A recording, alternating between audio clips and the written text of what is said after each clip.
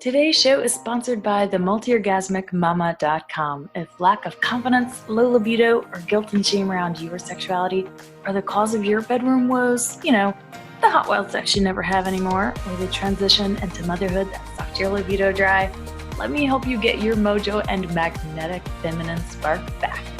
Magic, miracles, total self-love, and multi-orgasmic bliss included. See you at themultiorgasmicmama.com. Welcome, mamas. It's Tilly here, and today I am answering a popular question of the season: how to get your sexual affection and touch needs met when we are all living in a time of self-isolation and quarantine. I love this question, and it's something that I'm happy to address for all my single ladies out there. And it's very important that you really take this time to get these needs met when they're not being met from something outside of you. I think it's a beautiful time to actually learn some of the tips and techniques I'm giving you today, to learn how to do these for yourself. Even, if you're normally dating someone or you have a regular lover, it'll really help you to not feel like you need them all the time in order to meet all of these needs, because they can be met yourself. Of course, having a lover enhances it, and we love having that intimacy and connection with partners. But if that's not available to you right now, here are 7 ways to get your touch, affection, and sexual needs met during self-isolation and quarantine.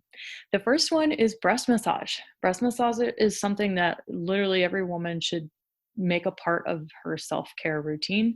It is a basic form of sexual health that we're not really paying much attention to. You go to the doctor and they tell you to do it, but they never really actually tell you to do it. It's like they're kind of not even serious about it, and women don't take it seriously at all. But breast massage can be a really great time to connect with your body and your sensuality every single day after you take a shower or bath. Well, maybe you don't take a shower or bath every day. I certainly like to, but I know many of us don't have a reason to get up and look nice every day anymore. So, um, you know, whatever. If you do, absolutely take that time after you get out of a shower or bath to massage your breast. So you're going to start using the palm of your hand. You want to use oil or a body-based oil or lube. Or lotion, even if you have that, something skin friendly. Obviously, you're going to take the palm of your hand and you're going to massage up on the outside and down on the inside for about 2 to 3 minutes. This is a clearing direction, so you're clearing out stuck, stagnant energy. And then you're going to switch the directions and you're going to go up on the outside. Down on the outside and up on the inside for about 2 to 3 minutes. And this is the pleasurable calling in, bringing in direction. This direction, you can call in qualities of love and affection. You can call in whatever qualities you want, but it's also a super pleasurable direction to massage your breast in.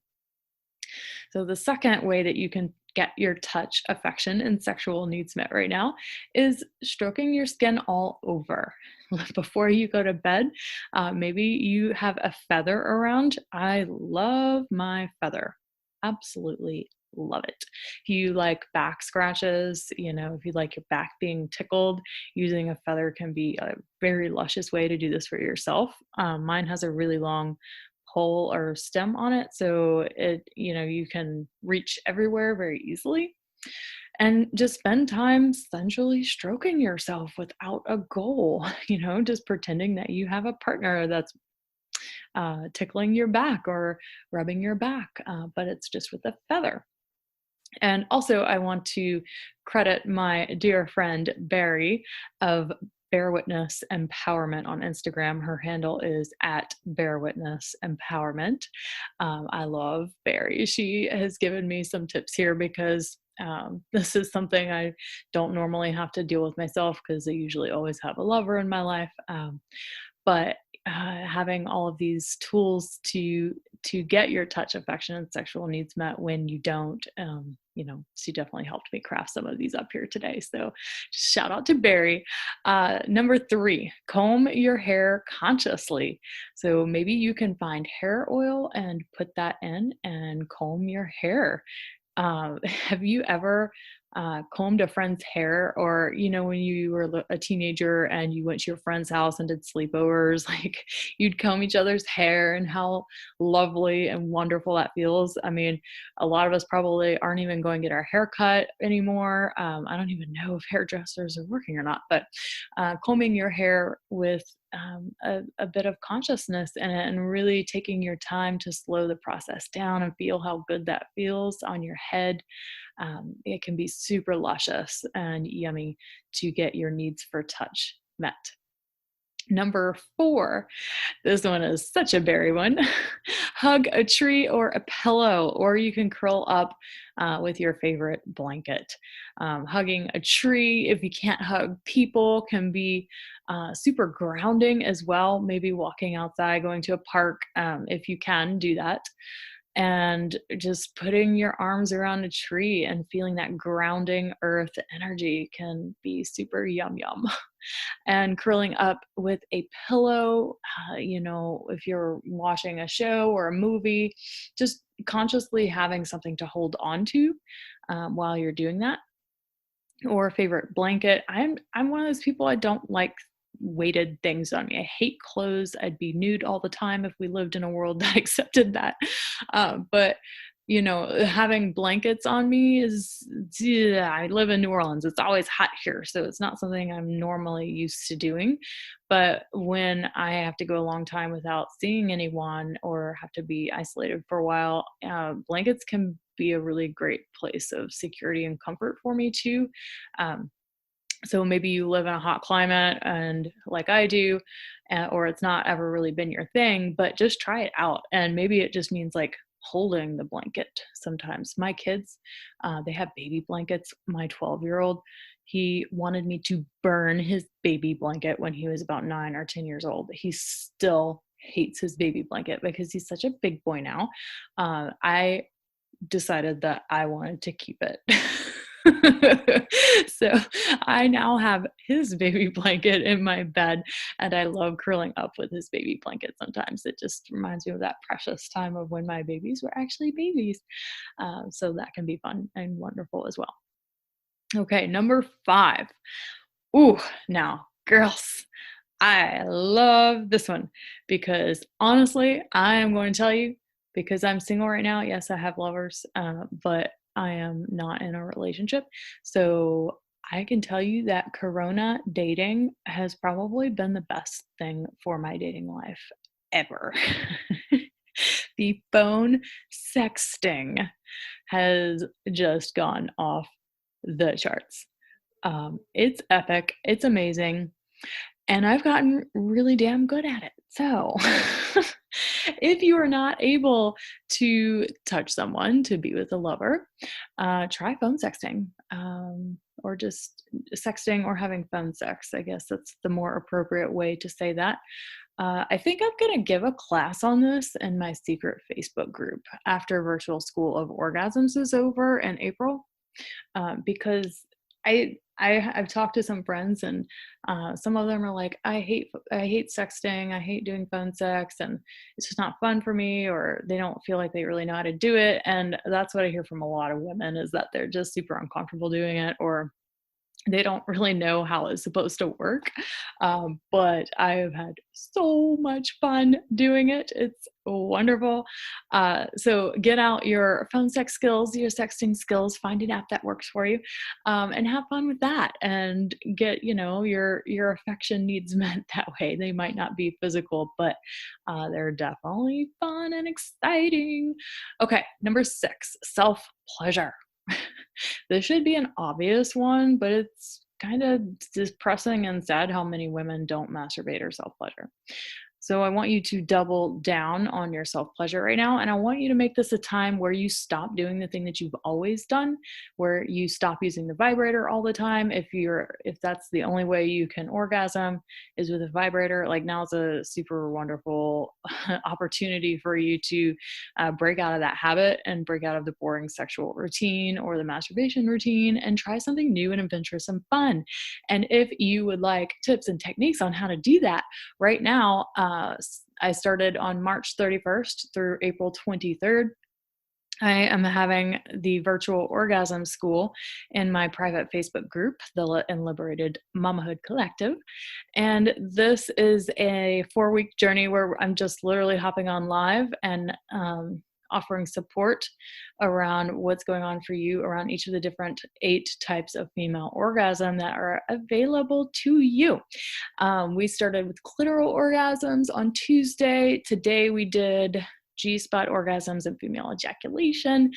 And if you're not having all of the amazing orgasmic experiences that are available to the female body, then you have a wonderful opportunity to expand your pleasure capacity and what might be available to you. I would love to have you in Virtual Orgasm School. It's not too late to sign up. All of the videos are recorded. You can watch all of them in one fell swoop if you'd like. We'll start on lesson 3 of 8 this upcoming Tuesday, April 7th, and you can sign up at bit.ly/school of O. That's bit.ly/school of O.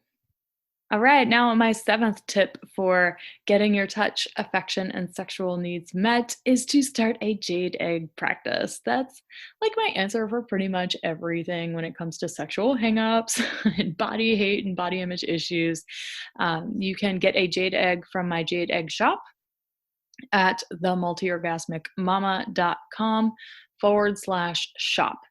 Sure, you are absolutely welcome to go get a jade egg from Amazon, and they're going to be much cheaper, and they're also going to not be as good quality as mine, and you're also not going to know what the fuck to do with that thing when you get it. So be my guest, go get one from Amazon, and don't support small businesses such as myself, or you can be a freaking amazing person and go buy one from a small business such as myself and support us, and actually learn what to do with the fucking jade egg. Because when you buy one from me, yes, they're a little bit more expensive, but you're also getting practices to actually do with the jade egg.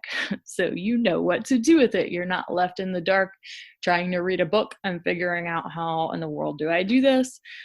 You'll get different practices from me that will show you what to do with it, how to string the thing, how to clean it, how to care for it, all of that stuff.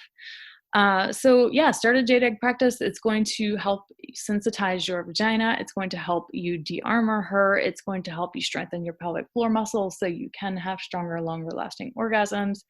And it will make self-pleasuring and masturbating a lot easier. So if you struggle with self-pleasuring and masturbating, that's due to a lot of different things. It just depends on what your particular hang-up is. For a lot of people, it's shame. They feel ashamed to do it, and it's super hard for them to drop into their bodies, so they go in their heads all the time. And the jade egg practice is going to be a ritualistic thing that you do that will help you to drop into your body and kind of rewire your internal networks, rewire your subconscious brain to where that's not happening anymore, where you don't feel that shame. That's been my experience with the jade egg. I grew up with lots of sexual shame around my body and sexuality, and it took me 2 months of doing jade egg practices 3 times a week for 10 minutes about each time. And within 2 months, I never experienced sexual shame in my body again. And I became very multi-orgasmic literally 2 months after starting the jade egg practice. So if you haven't started the practice now, absolutely go get one from my shop. Or if you really want to dive in and go all the way with this because you've got the time now, then sign up for an application call for the Sensually Embodied Woman group coaching program that is going to be starting in May. So that's only 4 weeks away. Cannot wait for our next round to start. The February round has been epic and amazing. I'm so proud of all the mamas in it that are still showing up and doing their practices, even now that they're being challenged more with having to homeschool kids. It's just so amazing to see them continually coming against the wall of, I don't know how to make this a priority. I don't know if I have the bandwidth for this right now. And then them just saying yes to turning on the freaking recording anyway and doing it, and then hearing them celebrate what a big breakthrough they had and how much more relaxed they were in their day and how much easier it's been for them to deal with their kids home all the time. It's having these tools and practices available to you right now that it's so important. Having ways to come home to your body and to experience your pleasure right now in a time that is absolutely anything but pleasurable for a lot of people. It's so important. So make your pleasure a priority. Go get the tools and the practices. Treat your body well. I'll just go ahead and review the 7 tips that I gave you. So to get your touch, affection, and sexual needs met during self-isolation and quarantine, 1, do breast massage. 2, stroking your skin. You can use a feather or fingertips. 3, comb your hair consciously. 4, hug a tree or a pillow or curl up in your favorite blanket. 5, have phone sex or have some fun sexting. 6, self-pleasure. And 7, start a jaded practice. All right, my loves, thank you so much for joining. And don't forget to sign up for Virtual Orgasm School at bit.ly/School of O.